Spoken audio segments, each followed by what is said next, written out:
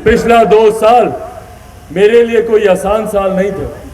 पिछले 2 साल मेरे लिए मेरे जीवन के सबसे कठिन साल थे। मेरे पिता के निधन के बाद जिस तरीके से एक के बाद एक विपरीत परिस्थितियां मेरे सामने आई, एक के बाद एक जिस तरीके से मेरे ऊपर वार किए गए। क्यों भैया, क्यों मेरे ऊपर ये सारे वार किए गए?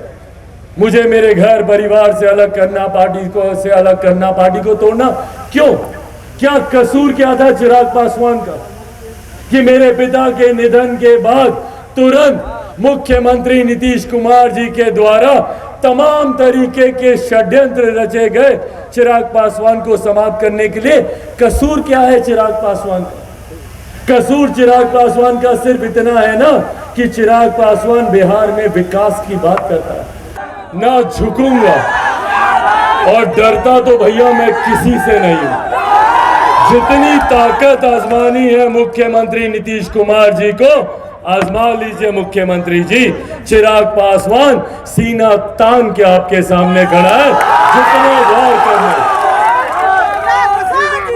जितने वार करने हैं चिराग पासवान के सीने पे कीजिए, पर पीठ पीछे बातें करना आपको शोभा नहीं देता मुख्यमंत्री जी। हिम्मत है तो चिराग पासवान के सामने खुले मंच पर आकर बहस कीजिए।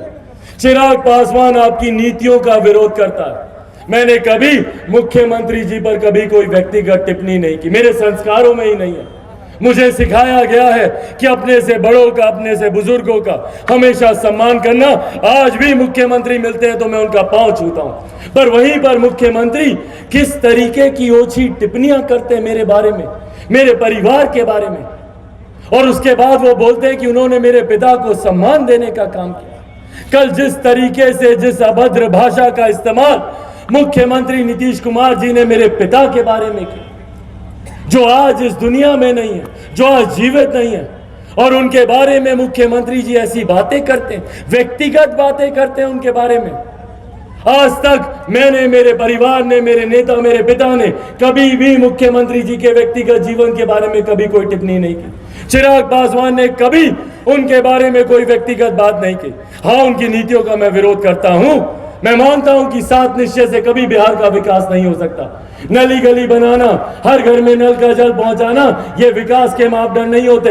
विकास करना है तो बिहार में बेहतर यूनिवर्सिटीज दीजिए, कॉलेज दीजिए, स्कूल दीजिए, बेहतर अस्पताल दीजिए, IT सेक्टर लाके दीजिए। की चिंता करते हैं मुख्यमंत्री जी तो सबसे पहले तो बिहार को जो आपने जातिवाद में बांट के रखा, अंग्रेजों के जमाने की नीति आज भी मुख्यमंत्री जी इस्तेमाल करते हैं, डिवाइड एंड रूल की पॉलिटिक्स। जब जब इनको लगता है कि इनके वोट बैंक में सेंध पड़ रही है तो इन्होंने हम लोग को बांटने का काम किया, दशकों से कर रहे हैं, और इन्होंने बांटा, हम बढ़ते भी गए, पर बदले में हमें क्या मिला?